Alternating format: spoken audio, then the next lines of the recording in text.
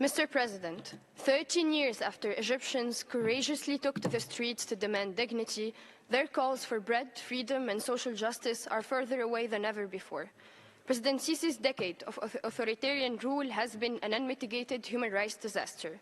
Instead of bread, Egyptians have been given an economy in freefall, and instead of freedom, tens of thousands have been imprisoned. And instead of social justice, the people have been treated to astounding levels of rampant corruption enforced through brutal repression.